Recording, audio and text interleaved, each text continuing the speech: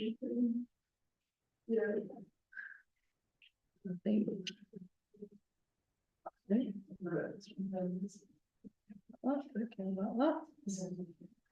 cool. I think we should probably get going. Can you pop the presentation? Yeah. So I can reach. Yeah. Great, thank you everyone in the room and everyone online. Welcome to the Dalton Nuclear Institute session we've got with Heini Reijonen. I hope that's about right. Who is the chief expert for the Geological Survey of Finland around nuclear waste disposal.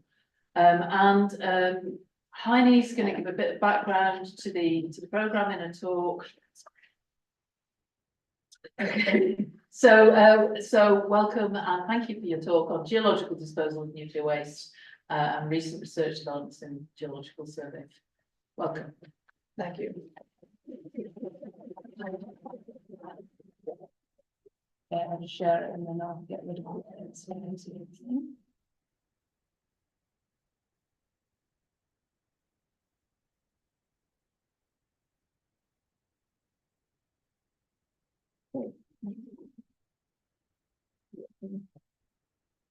Hey, hi everyone. So this is my last year of my week's trip in Northwest England, and it's been a pleasure to be invited here to talk to you today about a little bit about Finnish program in general, and then geological survey and what we do the survey for this industry.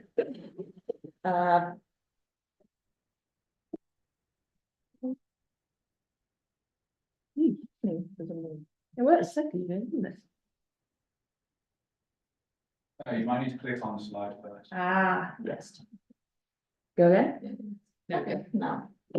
So the survey, couple of words about that. So we are located in Finland, surprise, surprise.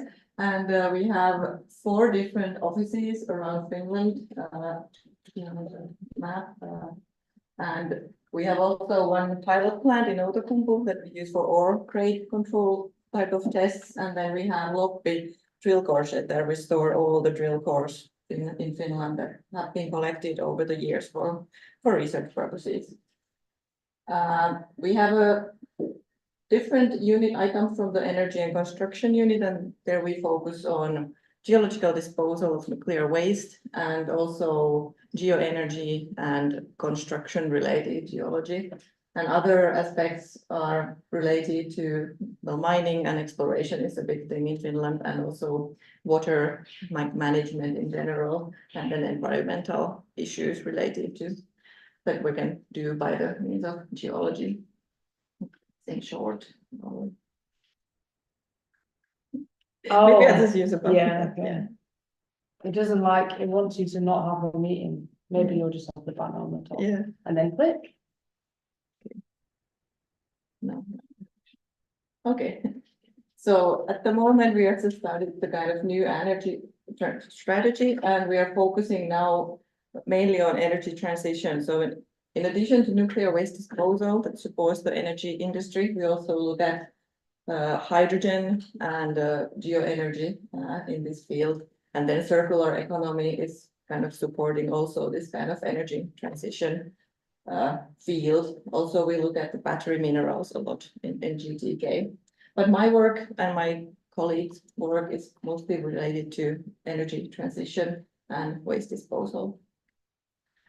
We have been working in the nuclear sector really quite a long time, over 45 years, when power plant siting in the beginning, but then when the disposal project was started, so there was site selection process that we did a lot of kind of screening type of work, and then assessing the long-term safety of these facilities has always been one of the focus of our work at the survey. And we work for the Finnish disposal players, but also elsewhere abroad. And actually nowadays we have quite many projects abroad outside of Finland. because Posiva is quite far now ahead in the disposal. So they are kind of, there's less need for this kind of aerial type of studies. This is kind of a compilation what the Geological Survey does in this field. So I mentioned the screening type of studies, but then the geological modeling for the sites, different methods, different aspects of it, and then long-term safety. I'll talk about this a bit in more detail later on. And also we support kind of assessing the repository operation on the site, like how the bedrock mass behaves and what kind of geological data we can produce to study that. And then there's laboratory services, isotope, geochemistry and mineralogy are in our own labs, and then we use a lot of other labs for other studies. And the stakeholder connections is also one aspect that is in many of the projects present in this nuclear field. Then I thought that I mentioned in few slides about the history of selecting the site in Finland, just to kind of set the context a bit. It has been a long process going from the screening phase to several different types of site investigations, and finally building the underground characterization facility in Olkiluoto called Onkalo, and then ongoing kind of site monitoring and investigation since then. The site selection screening, it was done firstly on kind of a geological basis, not so much like in UK, there's the voluntary concept, but in the beginning we were first looked at the whole country and all the kind of aspects that might affect locating the repository. And that kind of resulted then smaller areas that were then looked in more detail. And finally, based on mainly geological kind of aspects, 5 sites were selected for future field studies. And this was very kind of a science-orientated work, and there was a lot of learning how to characterize such a site, that what kind of methods should be used and how can we get all the information from the water and the rock and the rock mechanical properties of the rock. Then in the preliminary site investigation phase, there was a couple of there was 5 sites in that stage, and they are all in this crystalline old basement. And these were studied in a bit more details than in the screening process. And Olkiluoto was already then one of the sites that was studied. Another site that Finland has nuclear power is Hestholmen here, so the power plants are in here and in Olkiluoto at the moment. Then in detailed site investigation phase, here also other aspects were taken into consideration than just the kind of overall geological aspects, because based on that, there's a lot of sites that could be used in Finland. But then also this other nuclear site was selected. These were already in the previous phase, and this was added to the detailed site investigations because it was considered that from the community point of view, for example, it was also sites that should be investigated. And based on these very quite detailed studies, not just the geological, hydrogeological, chemical, and kind of rock mechanical aspects, how to build the repository, it was also included like economical, social, and this type of aspects at this phase. But for the kind of geological criteria, all these sites were considered that they are basically suitable for disposal. And this was the kind of safety concept that was then presented for the disposal, and basically it includes several different things that you have to know before you can kind of make sure that the disposal should be safe. basically the design has to be there. We use the KBS3 vertical design that is originally developed by the Swedish SKB. But you have to have the sufficient depth and predictable bedrock and groundwater properties, and also well-known material properties. And then know how the radionuclides and other substances would behave on the site. And also proven technical quality of the engineered barrier system, not only for the transport, but also for the overall performance. So that is kind of the concept that it's still basically the POSIPAS safety concept. Then the next phase was to start building the underground research facility on Olkiluoto Island. And this ramp system that was built first was used as a characterization facility for the site before it was decided that it will be actually used for disposal. And that created a lot of new data, and also there was a lot of underground experiments in that facility. Site confirmation was even more detailed than the selection studies, and the monitoring of the different properties of the site started already well when the first investigations were made. So, for example, groundwater chemistry has been monitored since any operations commenced. Then the data that was collected from Olkiluoto in general, it has been used in assessing the future evolution of the site, that what will happen to the repository when the operation is done and it's sealed and closed. And this is the kind of overall steps that are taken in the research part of it.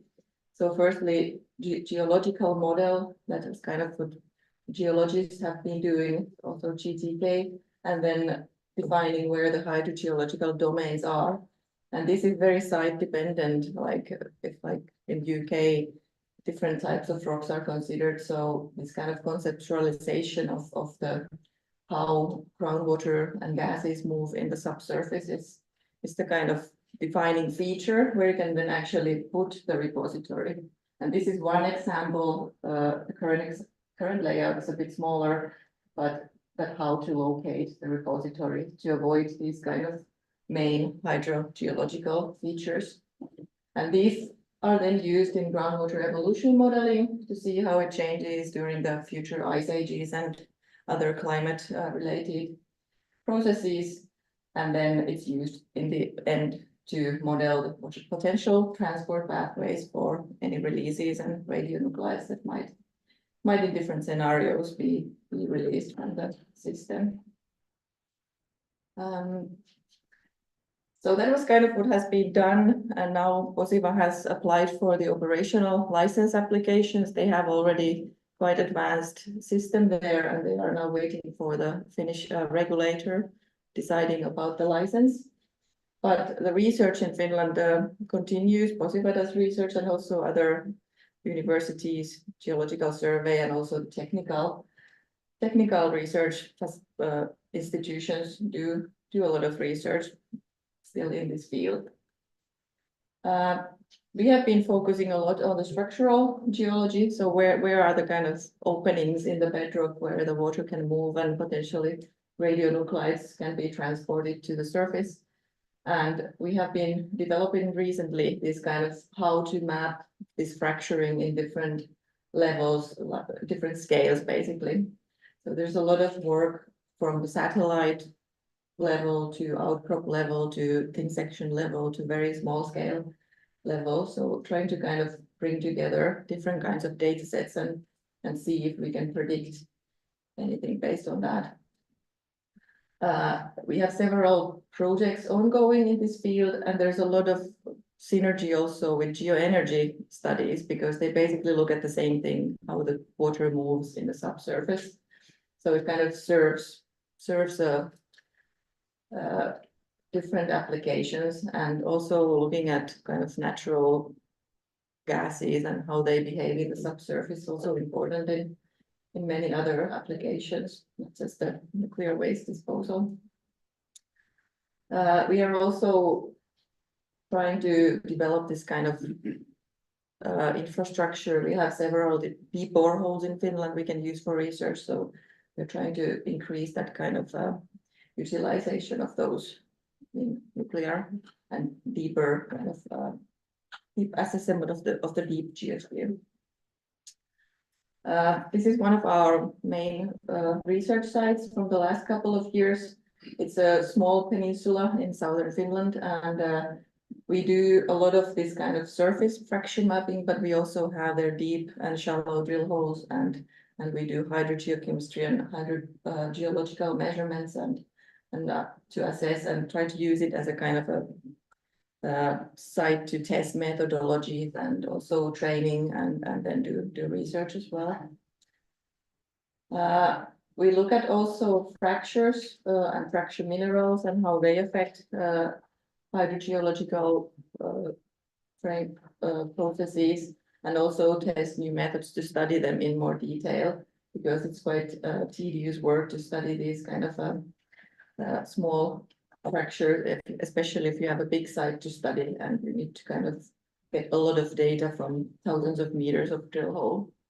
So we have been developing some hyperspectral methods that are much faster than kind of conventional laboratory methods, and also we use a lot of X-ray tomography to kind of better describe these type of samples.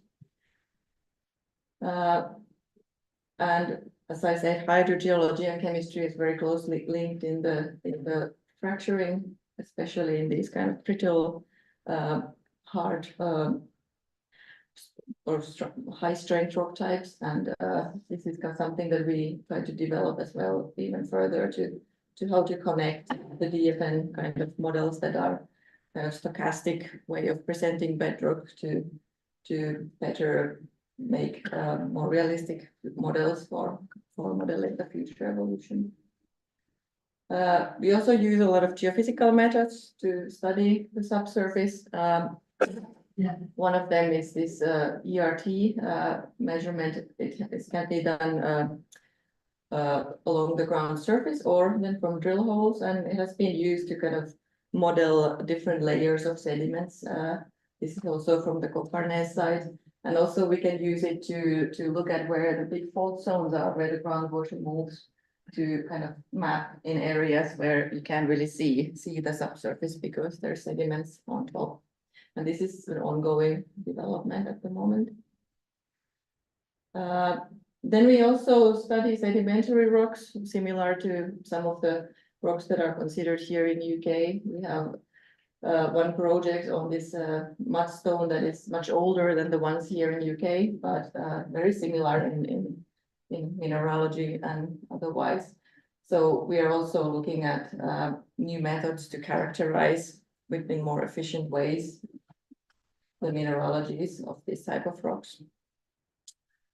One of the big kind of areas of research at the survey has been natural analogues, and we have done a lot in the past, and at the moment we are focusing on bentonites, looking at bentonites in their natural locations where they have formed, just to see what kind of processes we can look at their saturation or deformation, or even like a natural chemical reactions that happen in the subsurface when the water moves there. There's this international bentonite project we have in Japan ongoing.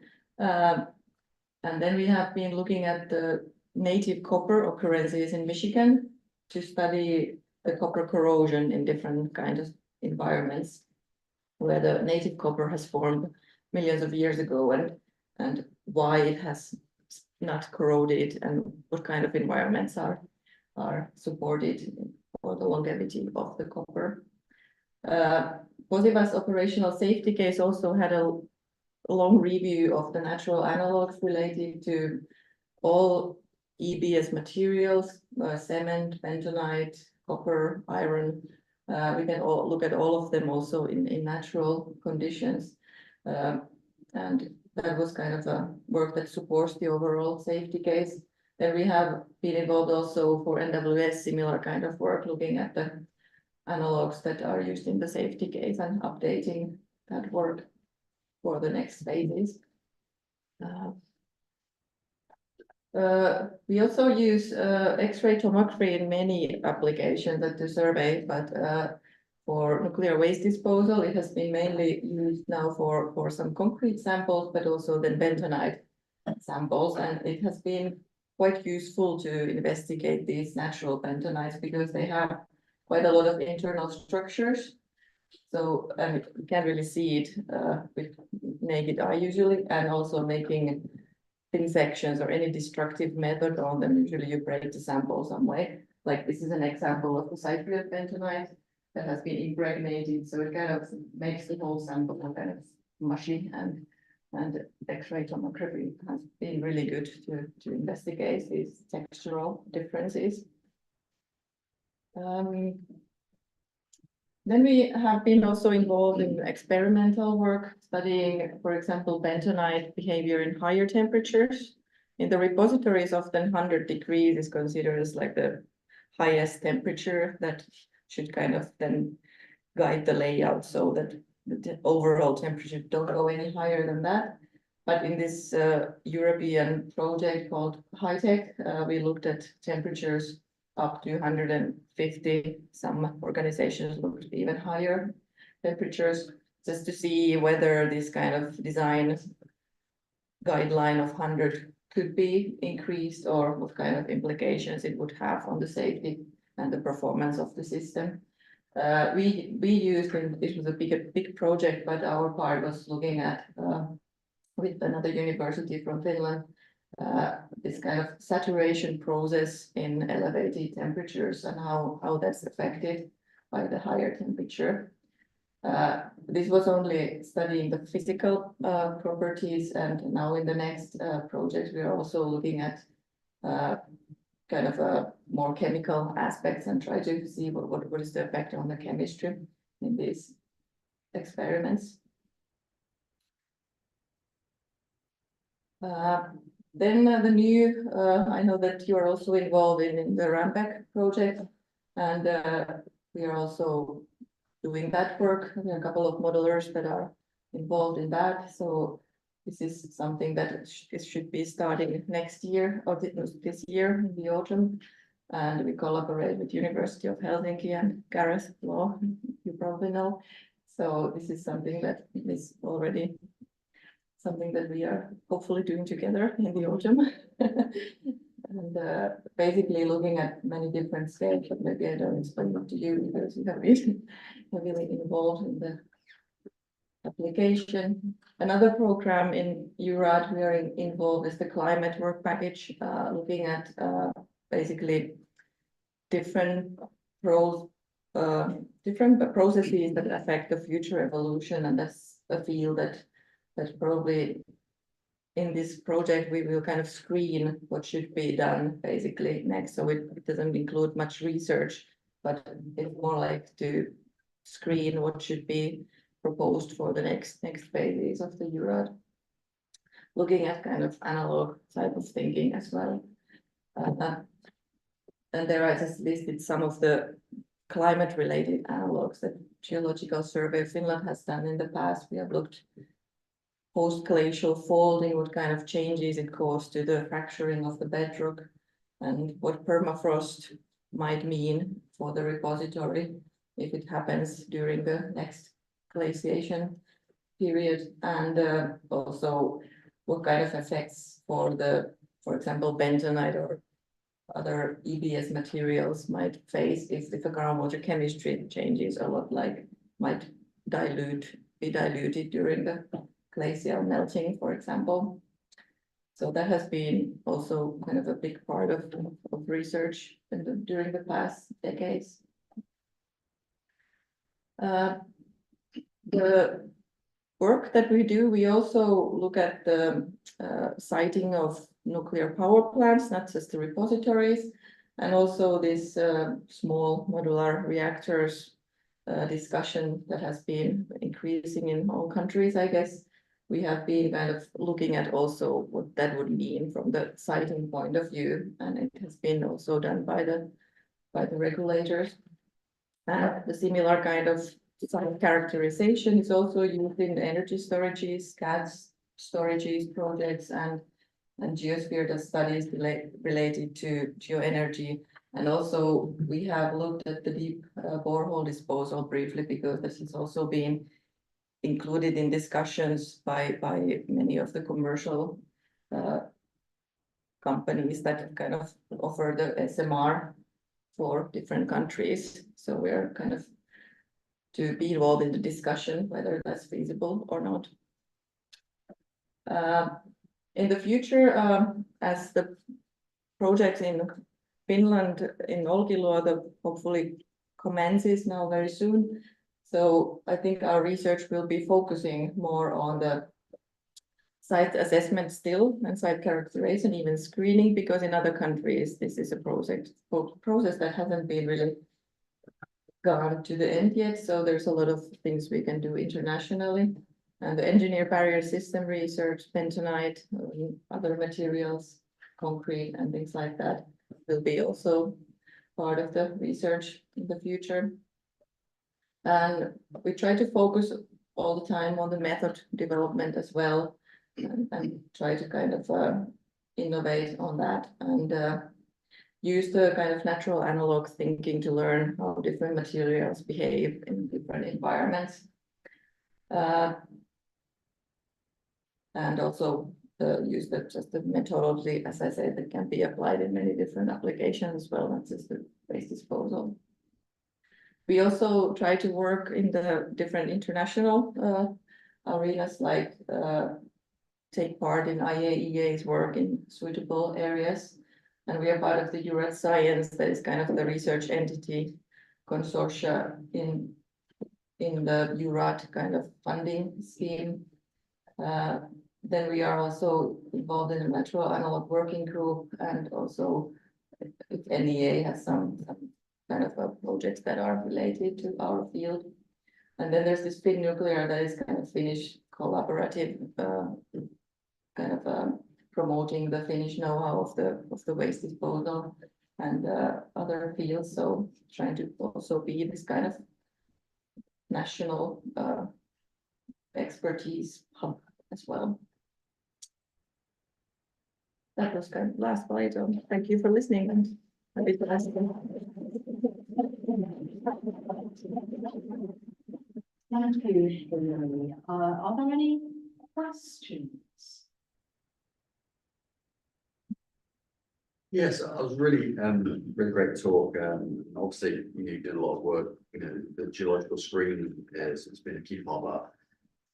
I was really interested to say that hear you say about the work you're going to continue to do. During the operational phase and future phase. So, is there what's going to be your role during that? Yeah, the operational phase and the future phase. Are you going to be continuing to monitor and assess the site in terms of the geology and the perhaps lifetime? Posiva has their monitoring program that is set for kind of how they are going to monitor the operation, and it's already kind of being planned how it's going to be. So that is sort of a set framework already, how that will be done. So yeah. So the research is, I think, more from our point of view in the international collaboration. Right. Yeah. Very interesting.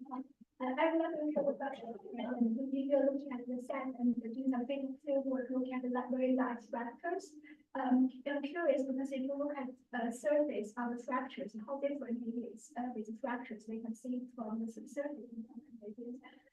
Yes, at the larger scale, like country scale, you can not only look at the kind of larger faulting systems and bigger structures in the bedrock. And when you then look at the subsurface, also fracturing, it's well, in the Finnish situation, it's like 100-150 meters of the top of the bedrock is the most fractured. And then the amount of fractures decreases towards the depth, and but for these larger units, they are usually have continuation quite deep and they're often quite vertical, or you can assess like what is the inclination of them. So you can look at the kind of larger scale and see the kind of larger blocks of smaller fracturing, but then it doesn't mean that there is still fracturing in it. It's just not kind of a larger scale. And this is related to the seismics in a way that usually the earthquakes happen in these old big fault zones. So that's one way to assess the kind of seismic risk as well. That if you avoid these larger structures, you're quite likely, if any movement happens, it will happen in the big structures. Yeah. Do you have any tips if you look at the continuous fault? Will like the width of the fault, like for example, squeezed in the center or something? Do you mean like? The width of the opening of the. It really depends on how old is the structure. There are some faults that have quite wide kind of area affected by the movement. And also depends how many times it has been moving over the time. So, but there is clearly, you can see the main kind of fault zone, and then there is this kind of affected area around it, but it's kind of depends how big structure we are talking about, but that's also something that has been done quite a lot, that how to estimate what is the kind of distance from the fault to the bedrock that is not affected by the fault anyway, and it's kind of size dependent. Yes. Could I ask a dummy question? I'm sorry. How far off in placement of waste are you at the moment in Finland?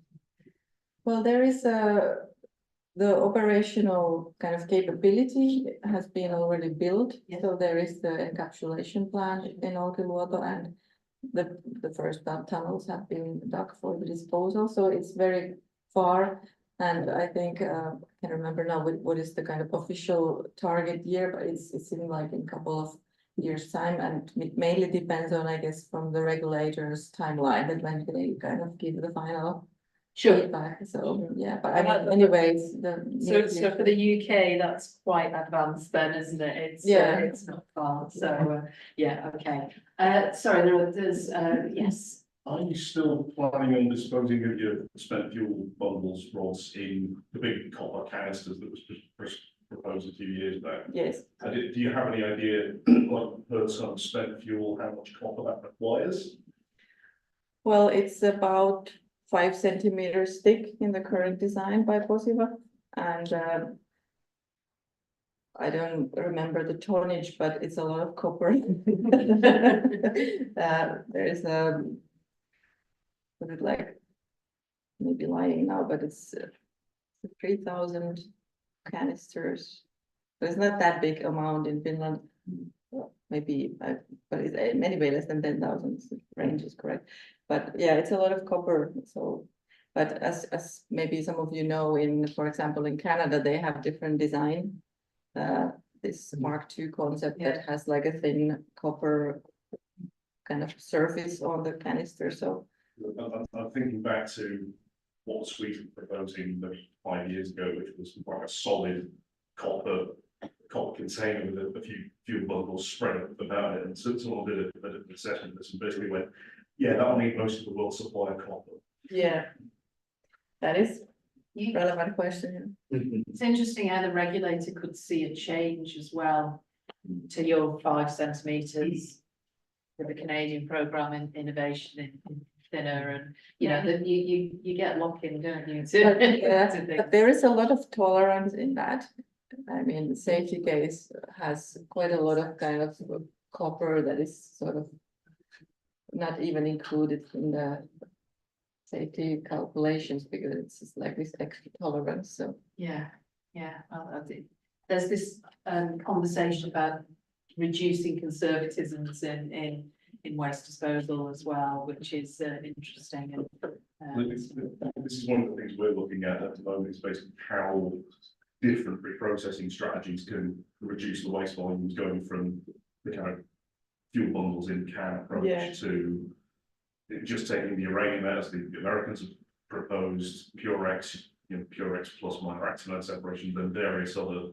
I guess the Finnish programme is locked into Yeah. nuclear fuel bundles, isn't Yeah, it? So, it's just how does that compare with the, kind of what we're doing, the wait and see approach, like we may build another processing plant, we'll probably look into 850.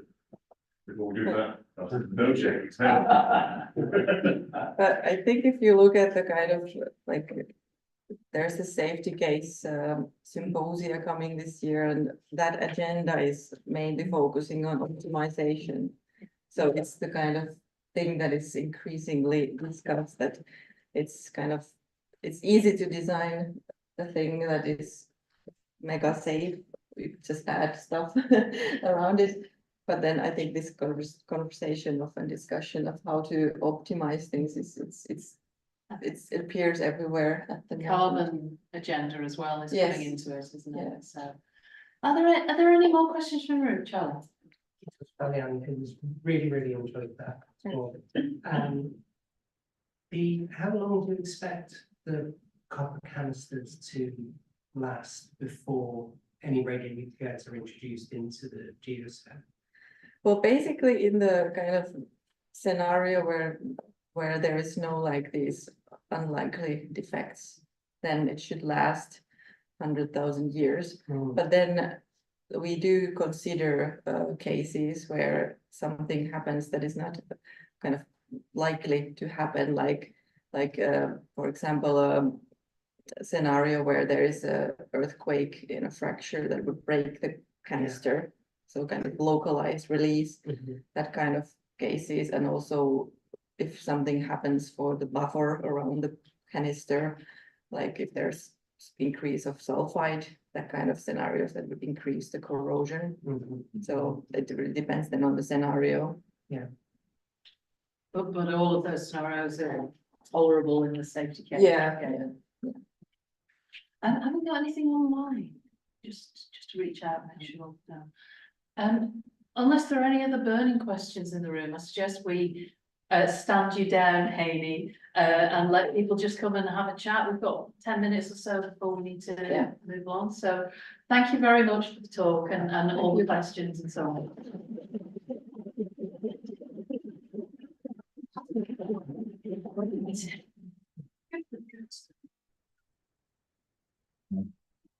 Are we good to